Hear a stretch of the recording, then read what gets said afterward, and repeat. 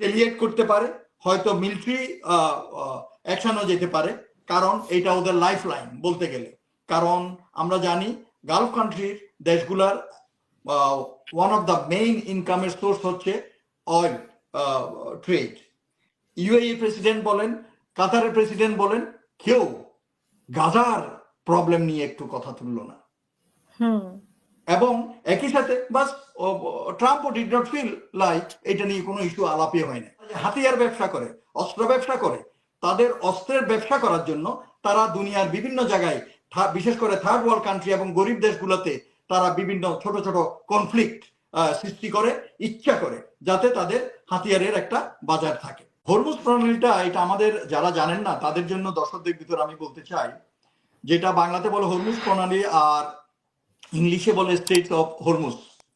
এটা হচ্ছে Persian Gulf এবং গালফ অফ ওমানের মাঝখানে একটা চিকন নদী, জলপথ, এবং সবচেয়ে ন্যারোয়েস্ট যেখানে, সরু যেখানে, ওখানে দূরত্ব হচ্ছে 21 মাইলের মতো। এবং পুরা দুনিয়ার যে তেল ব্যবসার 20 থেকে 30% তেল ট্রান্সপোর্টেশন হয় এদিক দিয়ে, এবং এদিক দিয়ে 1/3 of the world liquefied LNG pass করে এদিক দিয়ে। তারপরে যে গালফ কান্ট্রি আছে, Japan, China, north Korea, India এবং গালফ কান্ট্রি সবগুলা, এই যে কুয়েত, কাতার, সৌদি আরব, সবাই এদের এদিক দিয়েই তেল ব্যবসা চালাতে হয়। এর আগে অনেকবার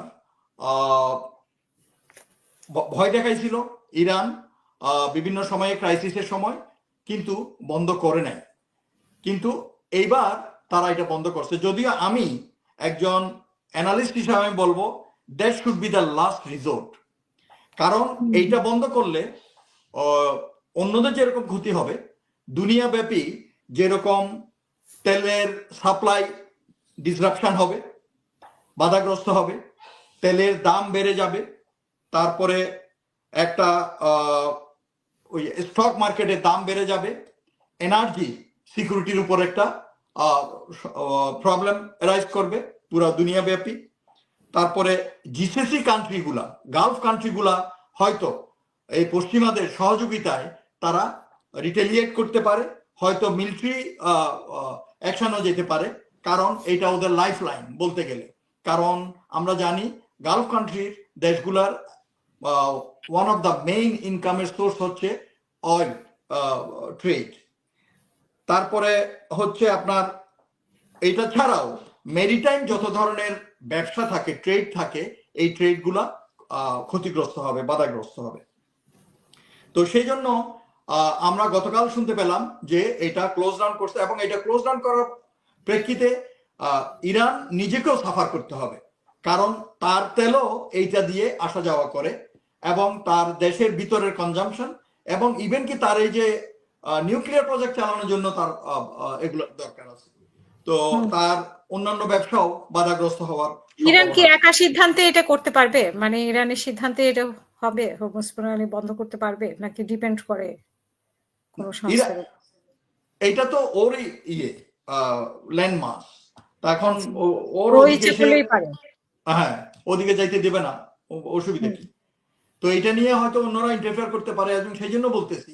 তো এটার জন্য হয়তো যুক্তরাষ্ট্র যে বললো চীনকে জিজ্ঞেস কর, মানে চীনকে দায়িত্ব দিয়েছে হরমুজ প্রণালী বন্ধ করা নিয়ে ইরানকে জিজ্ঞেস করার জন্য।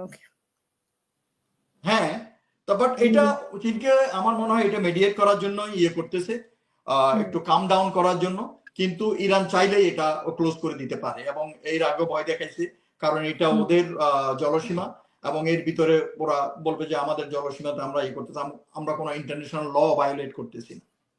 তারপর আরেকটা যে জিনিসটা বলতেছিলাম, যে যেটা আপনারা বলতেছিলেন, যেটা জিল্লুর কভার করলো, মানে খুবই লজ্জার বিষয়। আমরা কিছুদিন আগে দেখলাম মিডল ইস্টে বেড়াতে গেল মার্কিন প্রেসিডেন্ট, জাহেলিয়াত পদ্ধতিতে, আপনারা হয়তো দেখছেন, মেয়েদের চুল না চাইয়া এরকম কইরা অভ্যর্থনা জানাচ্ছে, তারপরে বিমান প্রেজেন্ট করতেছে, মানে পারতেছে না সব খুলে দিয়ে দিতে।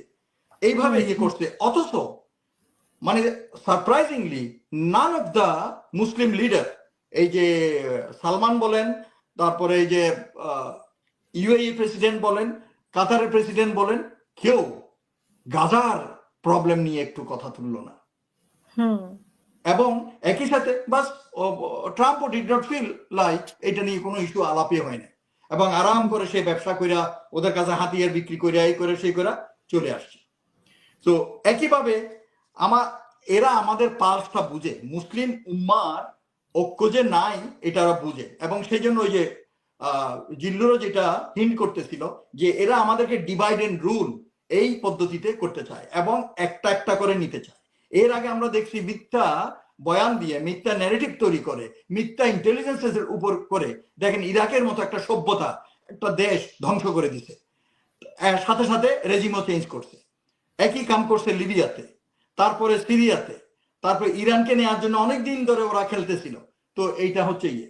তো আমার কথা হচ্ছে যে সাথে সাথে দেখেন আবার কিছু গাদ্দার দালাল আছে, এদের সাহায্য সহযোগিতায় এদের পা চেটে চেটে ওদের ওই রাজত্বকে ধরে রাখার জন্য ওই যে জর্ডানের বাদশাহ আবদুল্লাহরে দেখেন, তারপরে ইজিপ্টে দেখেন, ইজিপ্ট হিউম্যানিটেরিয়ান এইড গাজাতে দেওয়া যেতে দিচ্ছে না, বাধা দিচ্ছে।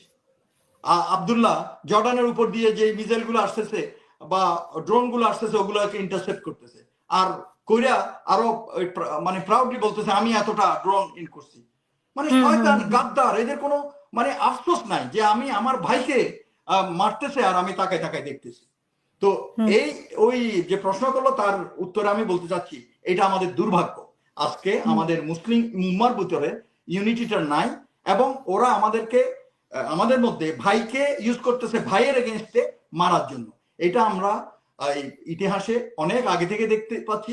অটোমান আম্পায়ারের সময়, অটোমান আম্পায়ারের আগের থেকেই ওরা এরকম ওই যে মুসলমানদেরকে দিয়ে গাদ্দারি করে, টাকা দিয়ে কিনে নেয়, লোভ দেখায়, এদেরকে দিয়া মুসলমানদের ভাইদেরকে এরা ইয়ে করে। তো এখনো ওরকম চলতেছে।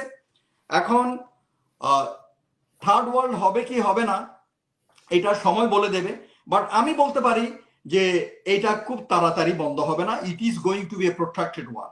এই যে ইরান ইসরায়েলে ডেইলি এই ধরনের 3-4 ভলি মিসাইল পাঠাবে, যেমন আজকেও পাঠাইছে, 5টা সাইটে পড়ছে। আবার ইসরায়েলও পাঠাইছে ওই যে ফোর্ডো, যেটা মেইন সাইট ছিল পারমাণবিক স্থাপনার, ওখানে গিয়ে সে আবার বোম্বিং করছে। তো এইভাবে চলতেই থাকবে। বাট মার্কিন সাহায্য না আসলে ইসরায়েল এক্সস্টেড হয়ে যাবে। ইসরায়েল নেতানিয়াহু কিন্তু ভাবে নাই, সে মনে করছে র্যাম্বো স্টাইলে, একটা ছবি আমরা দেখছিলাম না আমেরিকান একটা ছবি র্যাম্বো স্টাইল, ও মনে করছে যে ওই যে স্টেন গান একটা নিয়ে সবকিছু দখল করে ফেলে না, জয় করে ফেলে, ওরকম আসবে, মারবে ধামাধাম, বাস দখল করে যুদ্ধ জয় করে ফেলবে। কিন্তু I think this will not be like that, it is going to be a protracted war, এবং এভাবে চলতে থাকবে। যেমন আমি সেদিন কোথায় বলতেছিলাম যে এখানে ওই টিভিতে একটা পডকাস্ট করে একটা ছেলে, সে দেখাইছে যে ইসরায়েলে ওই 2 ইসরায়েলের ভিতরে টেক্সট মেসেজ হিব্রু ভাষায় চালু হয়েছে, পরে ও ট্রান্সলেট করে দেখাইছে, বলে যে শালার এই ইরান তো আমাদের তেল আবিবকে গাজা বানাই দিচ্ছে। তো এটা চলতে থাকবে, there is no end of it. কারণ নেতানিয়াহু ভাবতে পারেনি সে যে এই পরিণতিটা এরকম হবে।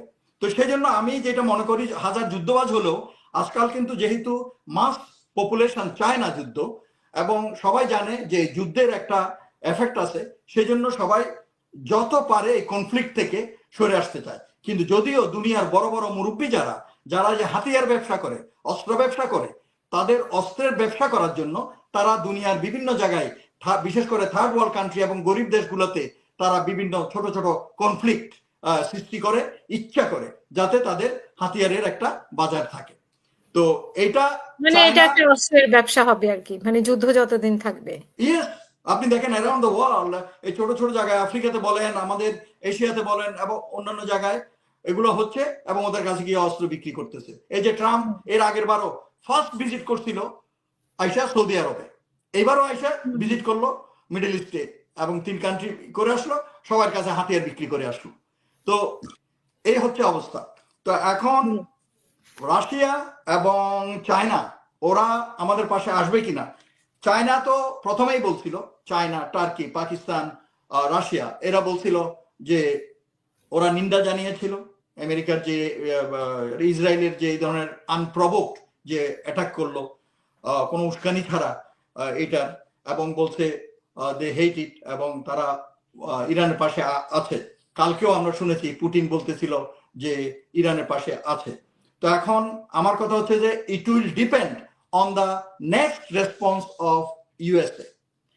এখন যদিও আমি জানি ইউএস বিভিন্নভাবে, যেমন আপনারা জানেন গতকাল সিকিউরিটি কাউন্সিলেরও মিটিং হয়েছে, ওখানেও এই যে গুতেরাস মহাসচিব, সে প্রথম কথাই বলতেছিল যে এটা এভাবে চলতে দেওয়া যায় না, একটা শান্তির পথ খুঁজে বের করা উচিত। তো সবাই এখন তো পা চাটে তো আমেরিকার ইশারায় কাজ করে, ইউএন বলেন, তারপরে অ্যাটমিক এনার্জি এজেন্সি বলেন, আর অন্য নিউট্রাল ইউএন যত অর্গানাইজেশন আছে সবগুলো বলেন। কাজেই ওরা এখন চাবে যে একটা এগ্রিমেন্ট আনার জন্য। অথচ দেখেন সারপ্রাইজিংলি ইরানের সাথে মার্কিন যুক্তরাষ্ট্রের একটা নেগোসিয়েশন কিন্তু চলতেছিল, ইট ওয়াজ মানে এটা চলমান, ইট ওয়াজ কন্টিনিউইং। এই অবস্থায় ও অ্যাটাক করে দিছে, অ্যাটাক করে দিছে। কারণ অনেকে বলতেছে নেতানিয়াহু চায় না যে আমেরিকার সাথে ইরানের একটা কোনো চুক্তি হোক। তো এই অবস্থায় আসলে থার্ড ওয়ার্ল্ড সম্বন্ধে এখনই বলা যাচ্ছে না। আমি যেটা মনে করি, অনেকে হয়তো মনে করতে পারে যে থার্ড ওয়ার্ল্ড লেগে যাবে, but it's not that easy. আমার মনে হয় ইট উইল ডিপেন্ড অন, কারণ এভরিডে আমরা দেখতেছি it is very fluctuating situation now. তো এইগুলোর মোড় কোন সময় যে ঘুরে যায় এটা বলা মুশকিল। মানে এখানে কোনো ওই যে জিল্লুর জানে কোনো ডিএস সলিউশন নেই, মানে কোনো ইন্সপেক্টর সলিউশন নেই যে এটা এরকম হবে।